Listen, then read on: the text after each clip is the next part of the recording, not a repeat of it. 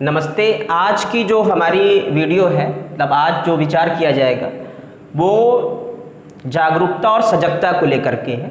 Awareness and war segment कह सकते हैं।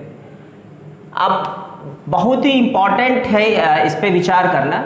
खाना बनाते समय ऑक्सीजन के लेवल को कैसे मेंटेन रखना चाहिए, how to maintain the oxygen level during cooking hours.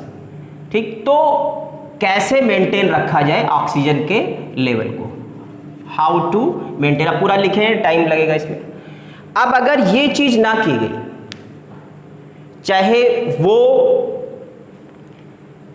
लकड़ी या कोयले से खाना बन रहा हो या एलपीजी से बन रहा हो, जिसे बोलते हैं सिलेंडर पे खाना बनना, या जैसे नॉर्मली लैंग्वेज में, तो खैर इसमें उतनी चीज़ें नहीं खतरनाक है, लेकिन ये भी एलपीजी में भी खाना बनाने के बाद कैसे उसमें ऑक्सीजन का लेवल बॉडी में मेंटेन रखा जाए। नहीं होती तो उसमें स्वास्थ्य संबंधी बीमारियां होने लगती, मतलब स्वास्थ्य में जो सांस लेने में परेशानी, ब्रीथिंग में जो समस्या आती, फेफड़े में समस्या आने लगती, तो धीरे धीरे ये लेवल काफ़ी बढ़ता चला जाता है।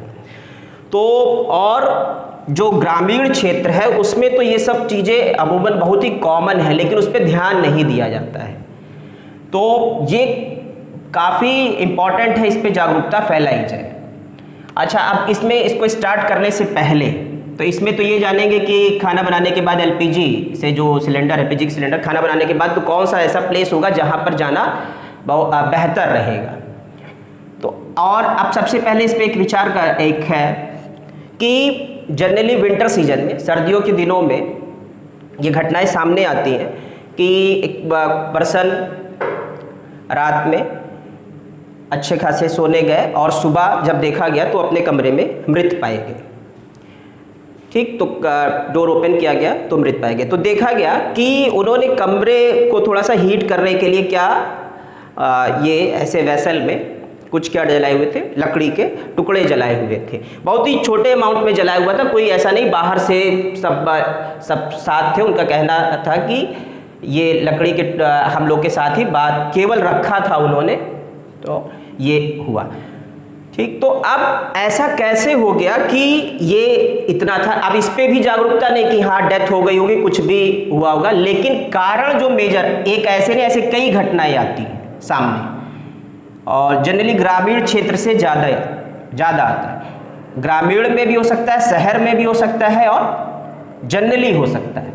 आप देखिए क्या होता है कि जब कोई भी केमिस्ट्री का ये बहुत ही बेसिक प्रॉपर्टी है, सभी को पता होगा, जो केमिस्ट्री या रसायन या वैसे भी जानकारी होगी, तो कोई भी जो ऑर्गेनिक सब्सटेंस होता है जब वो जलता है ऑक्सीजन की प्रेजेंस में, जब एक्सेस होती है तब वो क्या बनाता है, ऑर्गेनिक सब्सटेंस। यहाँ पे लकड़ी क्या है, ऑर्गेनिक सब्सटेंस है। कोल के बारे में भी बाद में करेंगे, कोल तो है ही है। तो अगर लकड़ी एक ऑर्गेनिक सब्सटेंस है, कार्बनिक पदार्थ है, अगर ऑक्सीजन की एक्सेस में चल रही है तो क्या बनाएगी, कार्बन डाइऑक्साइड, वाटर, और थोड़ा सा हीट निकलेगी। अब जैसे यहाँ पे CH4 है ऑर्गेनिक, जो आप लोग पढ़ते हैं वहाँ पे, तो ये अगर एक्सेस अमाउंट में है तो ये बनाएगी CO2 प्लस H2O। अब यहाँ बैलेंसिंग फैक्टर नहीं है, ये सब बैलेंस करने वाली बात, वो सब्जेक्टिव मैटर है। तो एक्सेस अमाउंट में है तो बनाएगी CO2 और H2O। अगर यहाँ पर मेथेन ही जनरली आ रहा है, अगर ये लिमिटेड अमाउंट में है तो ये बनाएगी CO प्लस H2। ठीक है, जो हीट यहाँ पे रहे। तो लिमिटेड अमाउंट में है, जब उसको प्रॉपर ऑक्सीजन नहीं मिल रही है तो बनाएगी CO। तो क्या बनाएगी, CO, कार्बन मोनोऑक्साइड, और H2O बनाएगी। तो ये बहुत बेसिक है। अब जैसे यहाँ पे उन्होंने लकड़ी जलाई हुई थी, ठीक, अगर जब बाहर थी तो एक्सेस अमाउंट में थी तो CO2 और H2O बन रही थी। अब जब कमरे में उसको लेकर आए, बहुत थोड़े थोड़े अमाउंट में निकल रही होगी गैस, वो दिखाई नहीं, उतना आपको पता नहीं चलता है। अब क्या है कि सर्दी का दिन रहता है तो कमरा जनरली क्या करते हैं, क्लोज कर लेते हैं, विंडोज भी क्लोज कर लेते हैं। अब अगर कमरे में केवल ऊपर से वेंटिलेशन है, ठीक है, तो यहाँ पे रोशनदान है छोटा सा, तो यहाँ से क्या आ रही है, ऑक्सीजन आने का केवल एक ही जरिया है वहाँ पे, तो ये इधर से आ रही है और भी थोड़ा अमाउंट। तो अब क्या कर रही है, बर्न होने के लिए, ये तो जल ही रहा है, तो बर्न होने के लिए क्या करेगी वुड, ऑक्सीजन लेगी, लगातार ऑक्सीजन लेगी। अब ऑक्सीजन लगातार ले रही है, अब लेकिन कमरे में जो है उसको एक सफिशिएंट अमाउंट में नहीं मिल रहा है, तो ऑक्सीजन का अमाउंट यहाँ पे क्या हो जाएगा, लिमिटेड अमाउंट हुआ। तो अब लिमिटेड अमाउंट हुआ तो गैस कौन सी बनने के चांसेस हो गए, या कौन सी गैस बनी है, CO, कार्बन मोनोऑक्साइड। ठीक है, क्योंकि प्रॉपर जो है वहां पर ऑक्सीजन नहीं आ पाई, तो लिमिटेड अमाउंट में है, तो क्या कार्बन मोनोऑक्साइड बनी। अब कार्बन मोनोऑक्साइड बनी और पर्सन जो है काफी गहरी नींद में सो रहे हैं। तो जनरली ऐसा होता है कि कभी कुछ होता है तो जाग जाते, लेकिन ये ना सोचिएगा, ऐसा ना समझिए कि कैसे जो है हमें होता है तो कुछ ऐसा होता है कि हमें पता चल जाता है या कुछ सांस फूलती है, कुछ ऐसा होता है। एक्चुअली ऐसा कभी नहीं भी होता है। जैसे भोपाल गैस ट्रेजेडी में जब मेथिल आइसोसाइनेट लीक हुई तो वहाँ पे जो स्टेशन पे जैसे सोया वैसे ही सोया रह गया।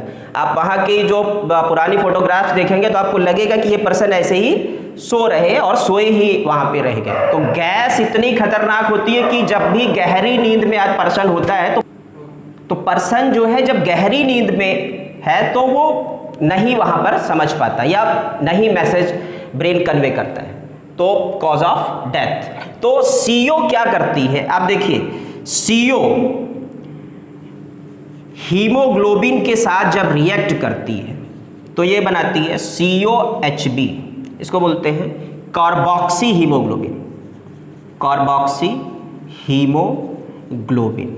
ठीक है, कार्बोक्सी हीमोग्लोबिन बनाती है। और कार्बोक्सी हीमोग्लोबिन जो होती है वो 300 टाइम्स 300 गुना ज़्यादा स्टेबल होती, स्थायी होती है, किससे, ऑक्सी हीमोग्लोबिन से। ऑक्सी हीमोग्लोबिन का ही बनना चाहिए। जैसे अगर सफिशिएंट अमाउंट में आपको वहां पर ब्रीथिंग नहीं हो रही, आप जब ऑक्सीजन नहीं मिल रही, आप देखिए वहां पे क्या घटनाएं हो सकती हैं या क्या होती है कि ऑक्सीजन की जो भी डिमांड है वो यहां पर जा रही है, आपको भी अमाउंट में मिल रही है। ठीक है, तब तक तो चला, सब कुछ ठीक रहा। अब ऑक्सीजन बेसिकली अगर ये इस तरह से रहा तो ये बनाएगी HbO2। तो जनरली इसका मेन फार्मूला HbO2 का होल 4। ये तो एक सब्जेक्टिव मैटर है। तो हीमोग्लोबिन ऑक्सीजन के साथ ऑक्सी हीमोग्लोबिन बनाता है, और ये है कि हीमोग्लोबिन क्या करता है, ऑक्सीजन को ट्रांसपोर्ट करने का काम करता है। अब यहाँ पे क्या हो गया, CO का अमाउंट निकल रहा था, हीमोग्लोबिन के साथ रिएक्ट करके क्या बना लिया, कार्बोक्सी हीमोग्लोबिन। अब ये 300 गुना ज्यादा स्टेबल है, तो अब क्या करेगा ये, अब ये ज्यादा स्टेबल हो गया, यहां पर इसकी कंसंट्रेशन बढ़ी तो CO का अमाउंट हो गया, और अब ये जो ऑक्सीजन है इसको जुड़ने ही नहीं देता है, जुड़ने नहीं देगा, और तब ट्रांसपोर्टेशन बंद हो जाएगा, ऑक्सीजन का ट्रांसपोर्टेशन ही नहीं हो पाएगा, और क्या होगा, ये फैटल हो जाएगा और प्राण घातक हो जाएगा, पर्सन की डेथ हो जाएगी। तो ये चीजें हुई, यहां पे लिमिटेड सप्लाई नहीं मिली तो इस वजह से ये चीज हो गई। ठीक, तो ये बहुत ही जरूरी चीजें हैं कि अगर बाहर रहता है, ठीक है, आप प्रॉपर वेंटिलेशन में रहें, प्रॉपर वेंटिलेशन है, ऑक्सीजन की सप्लाई मिल रही है, तो कार्बन डाइऑक्साइड बाहर हो जाएगा। लगातार आप उसके संपर्क में ही ना आए, और ये एक नहीं, ऐसी कई घटनाएं सामने आती हैं, वो भी ठंडी के दिनों में आती। तो कोई भी अलाव, कोई भी इसी तरह का कोई भी इस तरह से वेसल में रख के ना सोए, कभी भी ना सोए, और लोगों को ये जागरूकता फैलाएं। नहीं तो ये कॉज मतलब डेथ का भी कारण बन सकता है, और बनते भी हैं। इस पे बहुत बड़ी अवेयरनेस की जरूरत है, तो ये फैलाएं, इस तरह की अवेयरनेस बहुत ही जरूरी है। तो ये हो गया। दूसरी चीज ये भी है कि लोग हीटर भी जला के सोते हैं, तो हीटर भी क्या करता है, वो भी कार्बन मोनोऑक्साइड बनाता है, तो वहां भी ये खतरनाक हो सकता है। ठीक, तो ये भी ना करें, बिल्कुल ना करें, और ये चीज घटनाएं सामने आई हैं। अच्छा, अब ये तो वुड की बात रही। अच्छा, कोयला तो डायरेक्ट ही है, कोयले का भी है, कोयला तो कार्बन मोनोऑक्साइड बनाने में माहिर है, तो कोयला भी है। ऑक्सीजन की अगर उसको लिमिटेड सप्लाई मिली तो ये क्या बनाते हैं, कार्बन मोनोऑक्साइड। ठीक है, तो वही चीज उसके यहाँ भी होना है, कोयले के साथ भी लिमिटेड सप्लाई मिले तो कार्बन मोनोऑक्साइड बनाएगा। अगर आपने चाहे लकड़ी नहीं जलाई है, कोयले जलाए, तब तो और ज्यादा खतरनाक है, तो वहां भी कॉज ऑफ डेथ होगा। अच्छा, ठीक, ये चीज तो हो गई कि 300 गुना ज्यादा है, कार्बोक्सी हीमोग्लोबिन बनाता है, और ये ऑक्सीजन को नहीं ऐड होने देता वहां पे। अच्छा ये रहा। आप देखिए जो ग्रामीण क्षेत्र में महिलाएं हैं वो लकड़ी पर जनरली खाना बनाती हैं, ठीक है। तो अब इसमें एक बहुत बड़ा जो एप्रिशिएटिंग काम हुआ है वो है उज्ज्वला योजना का, ठीक है। तो उज्ज्वला योजना जो है, ठीक, तो 1 मई 2016 को शुरू की गई थी बलिया जिले से। तो ये बहुत बड़ा एप्रिशिएटिंग कह सकते हैं, जो एप्रिशिएटिंग योजना आप कह सकते हैं या एप्रिशिएटिंग प्रोग्राम है, जिसमें बीपीएल के लोगों को एलपीजी के सिलेंडर्स मिल रहे हैं। तो वहाँ से ये चीज़ें, उनकी समस्या निजात हो सकती है। लेकिन हाँ, इसमें भी कुछ चीज़ें हैं। लेकिन अभी भी भारत में एक बड़े स्तर पे घर मतलब जो घरेलू मतलब घर में ग्रामीण क्षेत्रों में क्या है कि लकड़ी का प्रयोग होता है। अब लकड़ी, और ये सुनने में भी आता, आप देखेंगे वहाँ पे कि आप अभी जाइए और पता कीजिए तो आपको पता चलेगा कि हाँ ये समस्याएं आ रही हैं या हैं। लेकिन कहते हैं कि हाँ थोड़ी सी खांसी है, ये है, फेफड़े में समस्या है और है, हम लोग की भी जानकारी में ऐसा। तो अवेयरनेस की जा रही है वहाँ पे लोगों को समझाना, तो ऐसा अवेयरनेस फैलाई जानी चाहिए। आप देखिए क्या हुआ कि अगर इस तरह का चूल्हा है, उसमें वो लकड़ी से आप खाना पका रहे हैं और जो आपका किचन है, ठीक है, किचन में केवल एक तरफ से रास्ता है और यहाँ पर कोई भी वेंटिलेशन नहीं है जहाँ पर खाना बन रहा है, कोई भी वेंटिलेशन नहीं है, केवल एक तरफ से रास्ता है और कोई वेंटिलेशन नहीं है।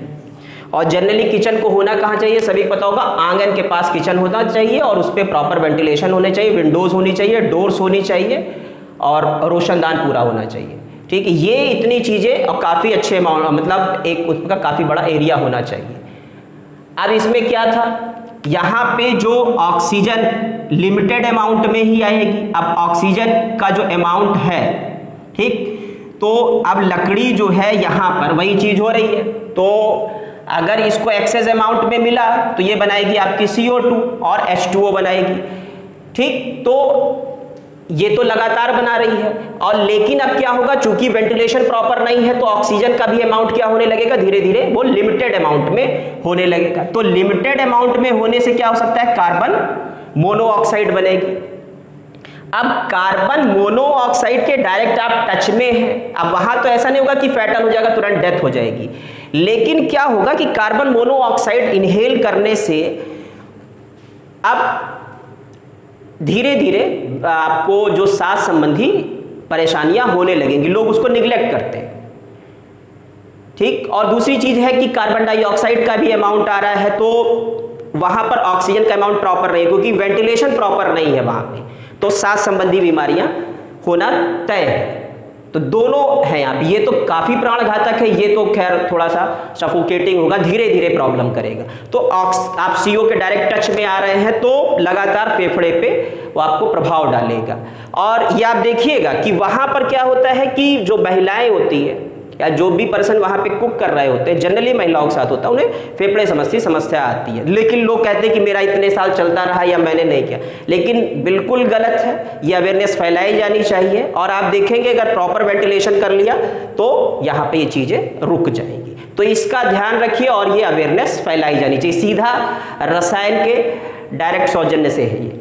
अब इसके बाद जो है ये जैसे कि कुकिंग का गैस सिलेंडर आप यूज कर रहे हैं, LPG के सिलेंडर्स यूज कर रहे हैं, किचन, तो किचन का जो होना चाहिए वो प्रॉपर वेंटिलेशन होना चाहिए, ऊपर रोशनदान होना चाहिए, 2 विंडोज होनी चाहिए कम से कम और डोर्स होने चाहिए।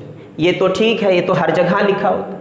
अब देखिए इतनी सब व्यवस्था होने के बावजूद भी कोई भी चीज़, ये जो अब इसमें LPG में क्या होता है, प्रोपेन और ब्यूटेन इसके मेन कॉन्स्टिट्यूएंट होते हैं, कंपोजिशन है ब्यूटेन और प्रोपेन। तो ब्यूटेन और प्रोपेन ये सब क्या है, ऑर्गेनिक है, ठीक है।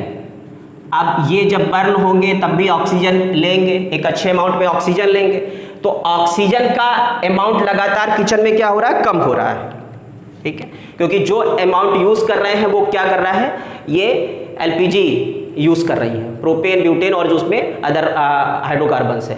तो लगातार ऑक्सीजन का अमाउंट कम हो रहा है। जो पर्सन वहां पर कुकिंग आवर्स में है तो जो ऑक्सीजन का लेवल है वहां पर, जो ब्रीथिंग में ऑक्सीजन जितनी सप्लाई होनी चाहिए बॉडी को, उतनी सप्लाई नहीं हो पाती है। तो अब जैसे ही कुकिंग आवर से वो बाहर निकले तो पर्सन को बाहर या छत पे, जहां पर वो प्रॉपर हवा ले सके, जहां पे प्रॉपर ऑक्सीजन उसे मिल सके, वहां पर जाना चाहिए। टीवी के सामने नहीं आना चाहिए, मोबाइल पे नहीं होना चाहिए। अदरवाइज ये धीरे धीरे प्रॉब्लम क्या होगी, बढ़ती चली जाती है। सांस फूलने वाली बीमारी, फेफड़े संबंधी समस्याएं बढ़ती चली जाती है। तो इस पे अवेयरनेस रखें, कम से कम 5 मिनट ही छत पे टहल लें या आंगन में चले जाएं, तो ये बेहद ही जरूरी है। और आजकल ऑक्सीजन का लगातार लेवल घट रहा है। तो ये आज के अवेयरनेस प्रोग्राम था। यहाँ पर ये जानना चाहिए, समझना चाहिए और इसकी जागरूकता को जरूर फैलाएं। और कभी भी जैसे घर से बच्चे बाहर जाते हैं, बाहर पढ़ने के लिए या किसी के लिए, या पर्सन जाते हैं बाहर, तो उनको ये चीज़ जरूर बताएं कि कभी भी वेसल में इस तरह की चीज़ें रख के वो कमरे में ना सो, कभी भी ना करें, कभी भी वो काफ़ी खतरनाक हो सकता है। तो ये जरूर बताएं उनको बताइए, ठीक है। और ये कहीं की और कोई रिसर्च ये नहीं है, ये दिया हुआ, ये पहले का रिसर्च है। इसको जानना और समझना चाहिए कितना खतरनाक होता है, कितना खतरनाक हो चुका है। तो इसी की जागरूकता को जरूर फैलाया जाना चाहिए और इसको मतलब जागरूक करिए, खुद भी होइए और लोगों भी करिए। और इसका भी ध्यान रखिए, प्रॉपर वेंटिलेशन नहीं होगा तो आप फाइंड आउट कीजिए, आप चेकआउट कीजिए, वहाँ पे चेक कीजिए, देखिए आपके आसपास जरूर इस तरह की चीज़ें होंगी स्वास्थ्य संबंधी या सांस लेने में समस्या है। तो आज के वीडियो का सफ़र इतना ही, अगले वीडियो में फिर मिलेंगे और ईश्वर से प्रार्थना है कि संपूर्ण विश्व में शांति फैले। ठीक है, धन्यवाद।